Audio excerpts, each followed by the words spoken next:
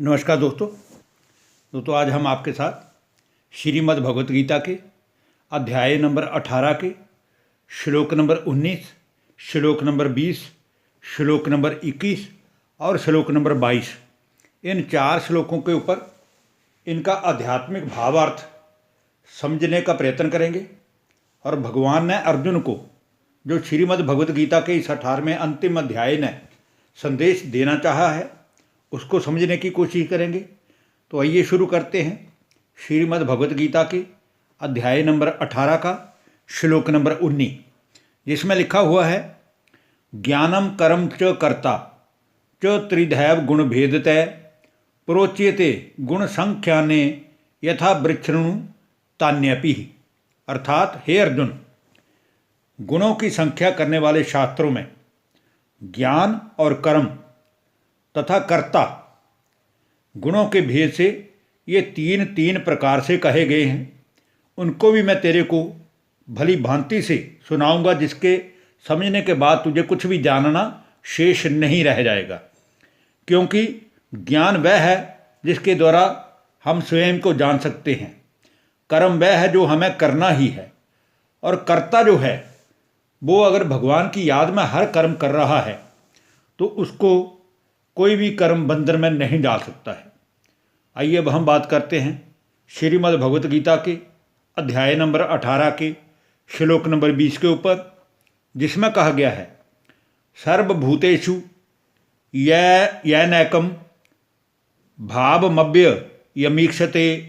अविभक्तम विभक्तेषु तज्ज्ञानम विद्धि सात्विकम। अर्थात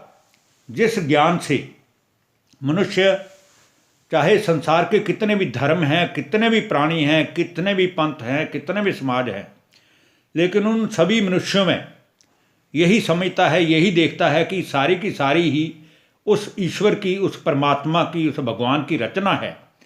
और उस एक ही नज़र से सबको देखता है। वो ज्ञान वास्तव में सात्विक ज्ञान है, वो ज्ञान वास्तव में यथार्थ ज्ञान है, ऐसा समझना चाहिए। अब हम दोस्तों बात करेंगे श्रीमद् भगवत गीता के अध्याय नंबर 18 के श्लोक नंबर 21 की, जिसमें कहा गया है पृथकत्वेन तु यद ज्ञानम नाना भावान पृथ्वीविधान वेति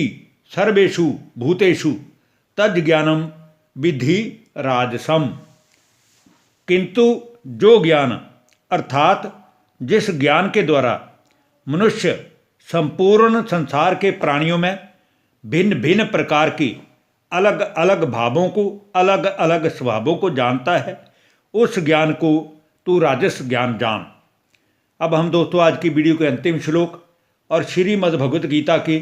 अध्याय नंबर 18 के श्लोक नंबर 22 के ऊपर बात करेंगे, जिसमें कहा गया है यतु कृत्सन वेद कस्मिन कार्य सक्त महत तुकम अत तवार्थ बदलपम च तथा मत मुदाहयतम। परंतु हे अर्जुन, जो ज्ञान एक कार्य रूपी शरीर में ही संपूर्ण के सदृश आसक्त है, अर्थात जिस ज्ञान के द्वारा मनुष्य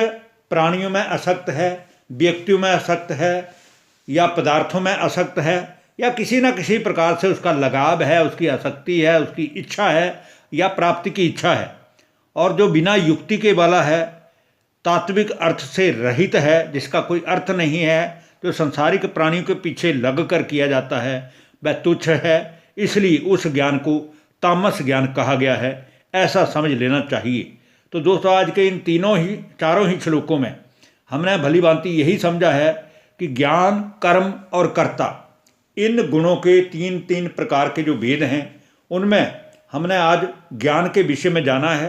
कि सात्विक ज्ञान कौन सा है, राजसिक ज्ञान कौन सा है और तामसिक ज्ञान कौन सा है। तो इन 3 भेदों को जान लेने के बाद अब हमें भी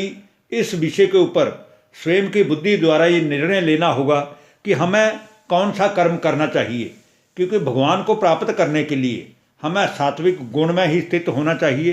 तभी हमारी बुद्धि भी यथार्थ निर्णय करेगी, और भगवान का जो ये ज्ञान है ये भी हमारी बुद्धि में ठीक रीति से बैठता जाएगा